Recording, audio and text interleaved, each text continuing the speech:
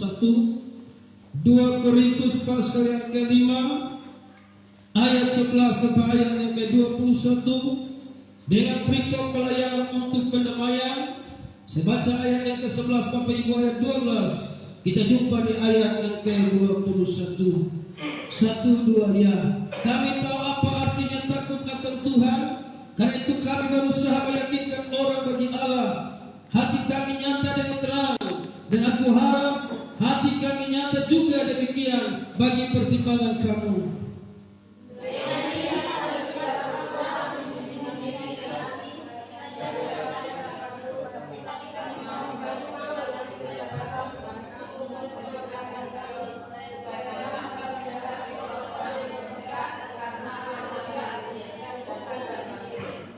Sebab jika kami tidak menguasai diri, hal itu adalah dalam pelayanan Allah. Dan jika kami menguasai diri, hal itu adalah untuk kepentingan kamu.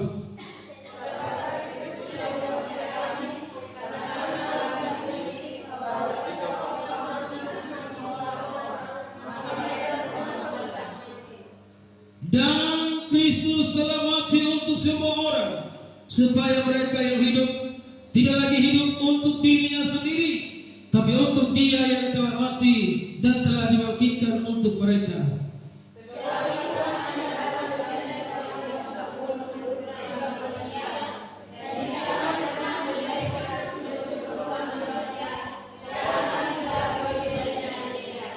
Jadi siapa yang ada dalam Kristus, ia adalah ciptaan baru. Yang lama sudah berlalu, yang sesungguhnya yang baru sudah datang.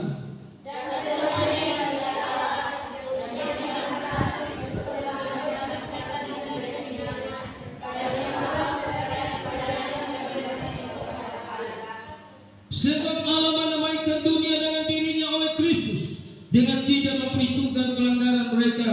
Ia telah mempercayakan berita pendamaian itu kepada kami.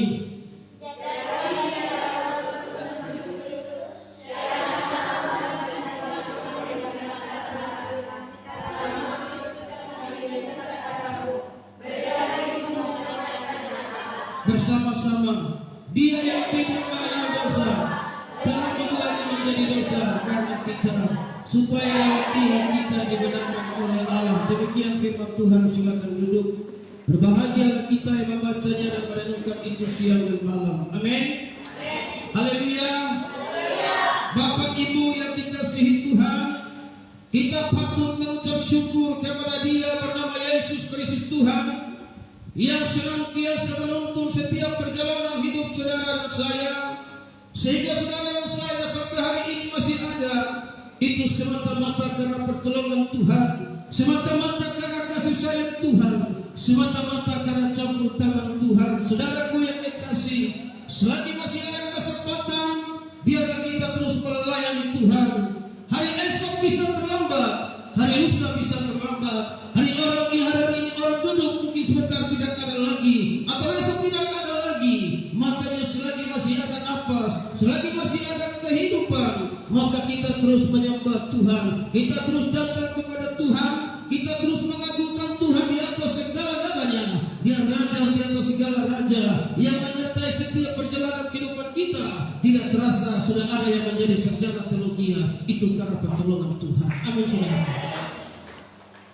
Mungkin ada yang nanti menyusul, mungkin saudara tidak sekolah teologi, tapi saudara punya hati juga mau melayani Tuhan.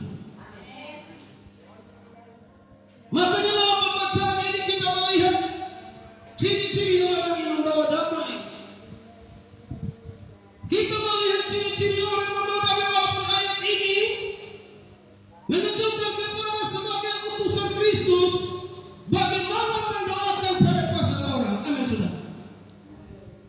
Tapi di situ dia punya mereka saudara kasih pelayanan untuk pendamaian. Saudara yang sudah sekolah, saudara terus belajar bagaimana membawa pendamaian. Amin saudara. Bagaimana bisa mendoakan pada pasal.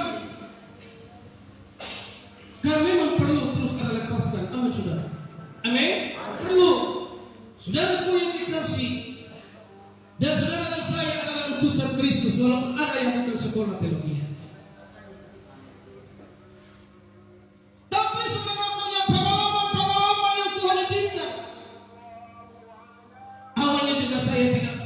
sekolah teologi, saya otodidak sudah.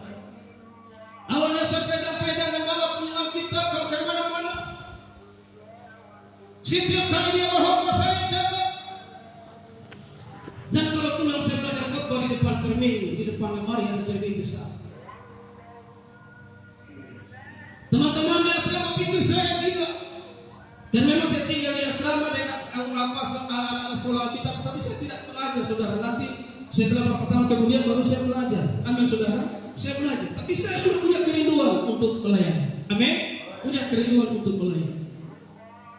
Jadi di sini kita lihat ciri-ciri orang-orang yang membawa pendamaian di dalam utusan Injil. Saudara dan saya sebagai utusan Tuhan. Yang pertama, saudara, di ayat yang ke-11, kami tahu apa artinya takut akan Tuhan. Karena itu kami berusaha meyakinkan orang bagi Allah. Hati kami nyata dengan terang, dan aku harap hati kami nyata juga demikian bagi pertimbangan kami. Jadi yang pertama, kita menukarkan membawa roh takut akan Tuhan. Amin, saudara. Dan roh takut akan Tuhan ini terpancar dari hati. Kita membawa hati yang terang. Apalagi kalau ia minum melayani di roti. Apalagi menghadapi orang roti. Dia bilang, lu siapa dia? Ya. Tapi kalau membawa damai, dorang lihat dia dulu tukang jual sopi, sekarang tidak jual sopi. Dia bilang, bisa dia berubah. Iya, karena Tuhan mengubah hidupnya. Amin. Saya teringat ketika saya ingin papa mama saya. Papa saya adalah bandar judi. Dan saudara, dia bilang, kamu saya yang lahirkan. Tapi karena saya terus berdoa, saudara bisa bayangkan, papa saya itu pulangnya 1 minggu 2 minggu hanya ada di meja judi. Tapi karena terus didoakan, akhirnya dia menyerahkan diri pada Tuhan. Amin, saudara, menyerahkan diri pada Tuhan. Dan saudara tahu, ketika dia menyerahkan diri, dia menjadi seorang pedoa syafaat yang setia kepada Tuhan. Kesaksian hamba Pak juga bagaimana kakak kandungnya membawa dia, mempertemukan dia.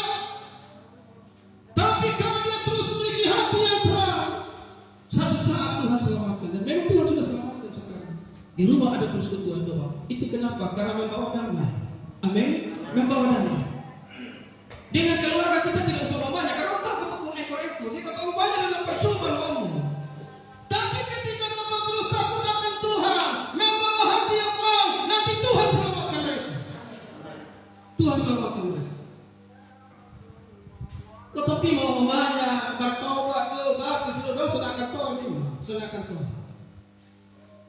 Tapi ketika saudara saya terus menyebarkan takut akan Tuhan, teruskan takut akan Tuhan, terus memuji Tuhan, terus menyembah Tuhan, dan akan lihat betul, ternyata memiliki hati yang terang. Mereka akan melihat ternyata tidak sama seperti dulu lagi. Di sanalah Roh Allah bekerja, di sanalah Roh Allah campur tangan, menyelamatkan mereka. Yang tadinya menolak, yang tadinya tidak senang, mereka akhirnya datang kepada Tuhan. Amin, saudara.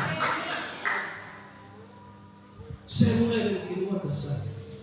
Setelah tetangga-tetangga, setelah dari desa ke desa, dari desa ke desa, kecamatan ke kecamatan, dari kecamatan ke kecamatan, kabupaten ke kabupaten, dari kabupaten ke kabupaten, dari provinsi ke provinsi, setelah dari provinsi ke provinsi, walaupun kolom keliling masuk ke Timur-Leste, walaupun di pinggirnya saja, walaupun Malaysia masuk dalam tikusnya saja, sudah saya masuk. Kenapa? Itu karena kemurahan Tuhan. Amin. Amin. Jadi saudara, kita tidak bisa pamer kita punya gelar STH. Saya ingat dulu ada teman pendeta S2, teman-teman di Jogja. Namanya juga orang hotel. Kalau sudah tamat ini di Pembagaya telah. Semoga di sini tidak ada. Amin. Dia S2. Kalau kita yang tinggi mana-mana sampai melayani dia bilang begini, ya bukan S2 tidak boleh melayani. Ya bukan S2 tidak boleh berkhotbah. Ya bukan S2 tidak boleh ada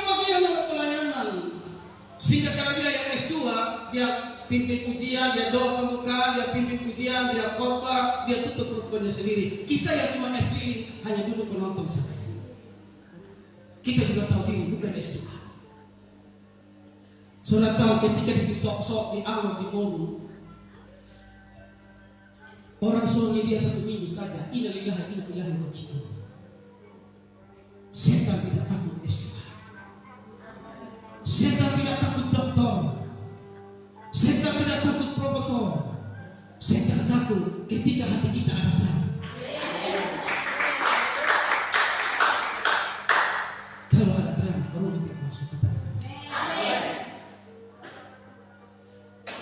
Saudara kemarin yang saya tidak mau kasih, saya keluar semua ribut semua. Kenapa? Karena tidak sesuai aturan.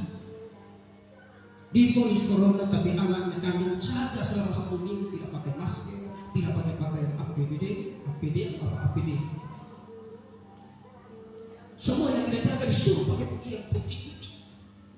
Ketika kakaknya itu pulang dari keluar kamar tidak pakai apa, keluar ke perut tak ngamuk semua. Saudara lihat ini permainan kata sudah, amin saudara. Semua penyakit yang kata lihat dari luar itu bisa saja ke rumah sakit berakhir dengan corona. Walaupun bukan corona, karena sudah ditanda-tangan masalah corona. Kita mau melawan, kita rakyat biasa. Kita mau melawan, kita tidak tahu hukum. Amin saudara. Tapi hanya satu saja, kita tetap membawa terang. Amin saudara. Amin. Tetap membawa rasa takut akan Allah, sehingga kita terus berjuang dalam hidup ini. Kita terus bergumul dalam hidup ini, supaya kita tetap berkemenangan dimanapun kita berada. Amin saudara. Yang kedua, ciri-ciri orang yang membawa perdamaian, pelayanan perdamaian. Ciri-ciri orang yang membawa pelayanan perdamaian. Yang kedua, ayat yang ke-12, dengan ini kami tidak berusaha memuji-muji diri. Kita tidak boleh puji diri. Katakan amin. Orang yang membawa pelayanan perdamaian tidak boleh puji diri. Saya berapa kali pergi mendoakan orang sakit, ada tim doa di situ dan mereka bilang, Pak, kalau kami sudah melayani, kami tidak mau orang lain melayani karena kami punya karunia ini khusus. Ini namanya puji diri. Saya pergi satu sama Tuhan bilang, Pak, Tuhan bilang sama saya 3 hari saja ini semua. Ya orang dari depan SMP 12. Dia juga tidak kenal saya juga diam saja. Ternyata sekarang sudah mau 2 bulan orang ini tidak sembuh-sembuh. Kenapa? Karena puji diri. Tidak ada yang hebat dalam karunia kayak itu Tuhan punya. Kalau kita bergandengan tangan, ada yang punya karunia penyayatan, ada yang punya pendengaran, ada yang karunia kesembuhan, biarlah kita bergandengan tangan. Kita tidak bisa bilang bahwa saya paling hebat. Tidak perlu kita memuji diri. Amin saudara. Amin. Tidak perlu. Kalau kamu mau dipakai dengan karunia kesembuhan, tetap bersyukur. Yang dikasih karunia berkhotbah, bersyukur.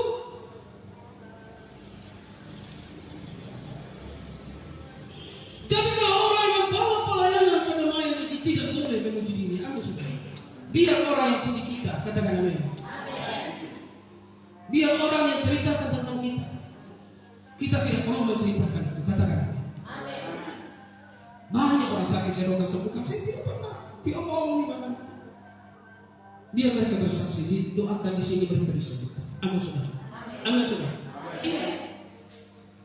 Nah ini kadang-kadang orang-orang ini saya juga kasihan. Ini orang yang pertama itu memang betul sudah tua, jenggot panjang. Ini dari Banten juga. Saya masuk lagi, wah dia marah-marah, tidak boleh lagi. Saya bilang, Bapak, saya mau orang ini sakit, saya sudah ada dengan keluarga ini. Bukan karena dia sakit, itu sudah ada. Ini orang harus sehat, saya sudah ada. Datang doa mereka, topang mereka. Bukan mereka sakit, kalau saya datang. Mereka bilang, kalau sudah undang saya jangan undang lagi ini. Wah, saya langsung marah dia, saya bilang, ini bukan undang, memang saya bertempat di sini sama mereka. Sehat-sehat saya ada dengan mereka, sudah. Jadi kita mau puji diri apa?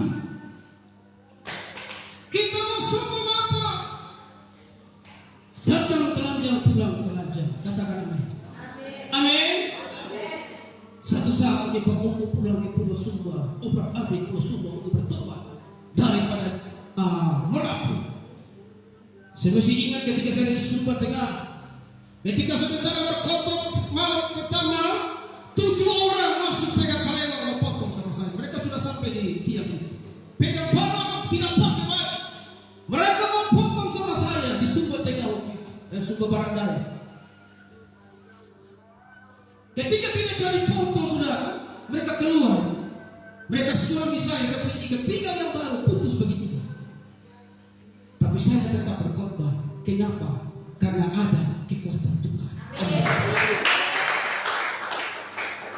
Saudara tidak usah takut atas kekuatan dunia. Yang penting hidup ini hanya memuji Tuhan, menyembah Tuhan, memuliakan Tuhan. Biar Tuhan yang menilai kita seperti apa hati kita dengan Tuhan. Amin, saudara. Amin. Yang ketiga, saudara yang dikasih dalam nama Tuhan Yesus,